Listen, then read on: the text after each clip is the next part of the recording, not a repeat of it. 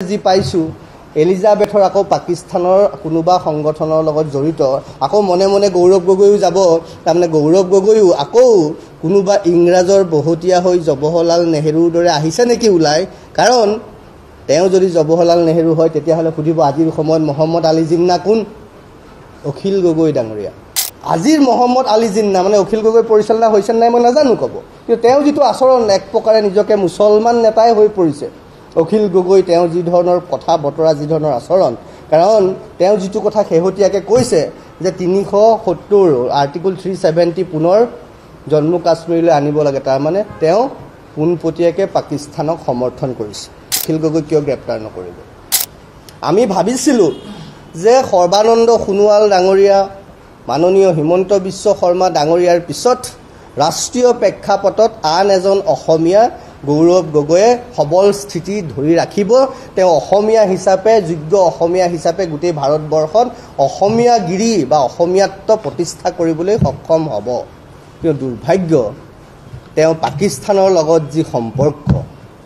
শেহতীয়াকৈ পাকিস্তানত 15 দিন থাকি অহা বুলি যিটো কথা চৰ্চা হৈছে আৰু তেওঁৰ যিটো আচৰণ ৱাকাফ বোৰ্ডৰ পৰা আৰম্ভ কৰি বিভিন্ন ধৰণৰ তেওঁ যিখিনি শেহতীয়া মন্তব্য পাকিস্তানলৈ গৈ 15 দিন থকা যিবোৰ কথা কাৰণ অসমৰ মুখ্যমন্ত্ৰীজনটো মূৰ্খ নহয় তেওঁতো এনেই কৈ থকা নাই কিবাটো থাকিব নিশ্চয় কি আছে সেইটো আমি জানিব লাগিব ইয়াৰ এটা ইতিহাস যদি আপোনালোকে চাবলৈ যায় এডউইনা মাউণ্ট বেটেইন জানেনে কোন Edwina Mountbatten E for Edwina আৰু E for Elizabeth E for Edwina আৰু ই ফৰ এলিজাবেথ মই কিয় কৈছোঁ এডউইনা মাউণ্ট বেটেইনে কি কৰিছিলে জৱাহৰলাল নেহৰু আৰু মহম্মদ আলী জিন্নাক একেলগে সম্পৰ্ক ৰক্ষা কৰি দুইজনৰ লগত ভাৰত বিভাজন কৰিছিলে মহম্মদ আলী জিন্নাক মুছলমান নেতা হিচাপে প্ৰতিষ্ঠা কৰিছিলে মহম্মদ আলী জিন্নাই হাঁচি মাৰিলেও সেই সময়ত ইংৰাজৰ পেপাৰত হেডলাইন হৈছিল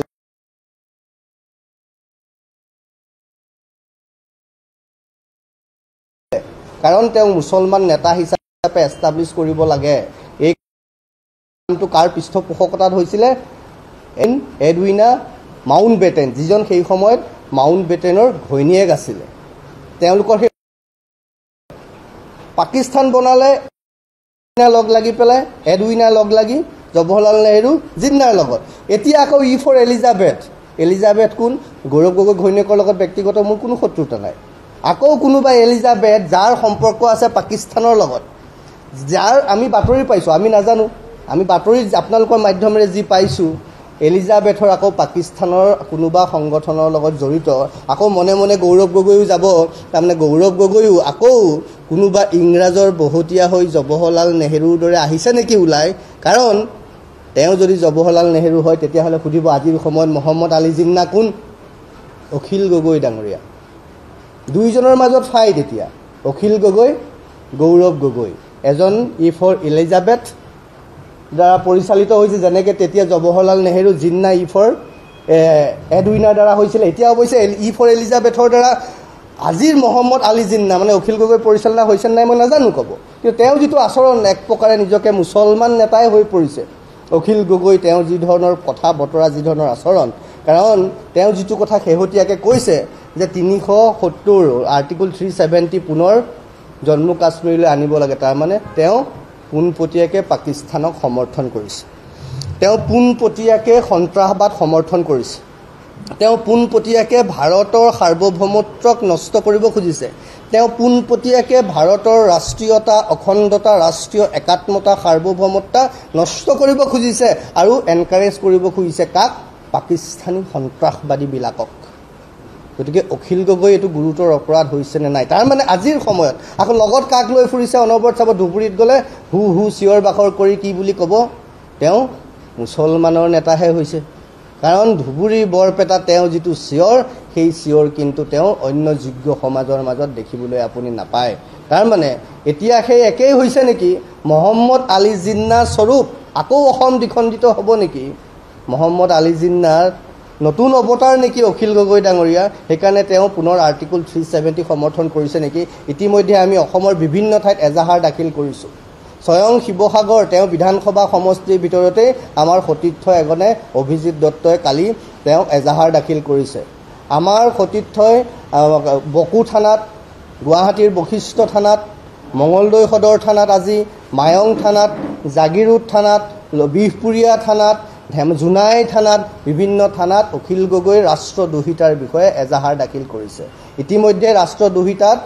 আমিনুল ইছলামক গ্ৰেপ্তাৰ কৰা হৈছে। গতিকে অসমৰ মুখ্যমন্ত্ৰীক কৈছোঁ, তেওঁ যিহেতু কৈছে কোনোবাই যদি পাকিস্তানৰ সপক্ষে পৰোক্ষে বা প্ৰত্যক্ষ বা পৰোক্ষভাৱে যদি মাত মাতে তেওঁক অনতিপলমে গ্ৰেপ্তাৰ কৰা হ'ব। অখিল গগৈ কিয় গ্ৰেপ্তাৰ নকৰিব? আৰ্টিকুল 370 নোহোৱা কৰিবলৈ কিমান কষ্ট কৰিলে, কিমান বলিদান দিয়া হ'ল। এখন দেশত দুখন সংবিধান, এখন দেশত দুখন পতাকা বিচাৰিব পৰা মানুহজন বিচ্ছিন্নতাবাদী মানুহ নহয়, ৰাষ্ট্ৰদ্ৰোহী মানুহ নহয়, ভাৰত বিৰোধী মানুহ নহয়, কি হ'ব? গতিকে তেওঁ আজিৰ তাৰিখত মহম্মদ আলী জিন্না নহয়, কি হ'ব? কাৰণ আলী জিন্নাই বিচাৰিছিল সেই ধৰণৰ এখন বস্তু কাৰোবাৰ প্ৰৰোচনাত পৰি। এতিয়া তেওঁ বা কাৰ প্ৰৰোচনাত পৰিছে? গতিকে এতিয়া কথাটো হ'ল সেই যিটো ইতিহাস কলা অধ্যায়, সেই কলা অধ্যায়টো যেন পুনৰাবৃত্তি হ'ব খুজিছে জৱাহৰলাল নেহৰুৰ ৰূপত আজিৰ তাৰিখত গৌৰৱ গগৈ আৰু মহম্মদ আলী জিন্নাৰ ৰূপত অখিল গগৈ ডাঙৰীয়া। গতিকে এই গোটেইকেইটা বিষয় মই আপোনালোকৰ মাধ্যমেৰে কৈছোঁ। প্ৰথম কথা, আকৌ কোৰাণৰ বিশুদ্ধতা প্ৰমাণ কৰক। গৌৰৱ গগৈ পাকিস্তানৰ লগত যি সম্পৰ্ক, সেই সম্পৰ্ক স্পষ্ট কৰক। যেতিয়ালৈকে স্পষ্ট নহয়, আমি ভাবিছোঁ ই ভাৰতৰ আভ্যন্তৰীণ বিষয়ত ভাৰতৰ সংসদৰ পৰা তেখেতক আঁতৰাই ৰখা হওক, যেতিয়ালৈকে তেওঁক মুক্ত কৰি দিয়া নহয়। কাৰণ ক'বতো নোৱাৰি ক'ত বা কি দিবগৈ নি পেলাই। গতিকে তেওঁক সংসদৰ কাম কাজৰ পৰা আঁতৰাই ৰখা হওক।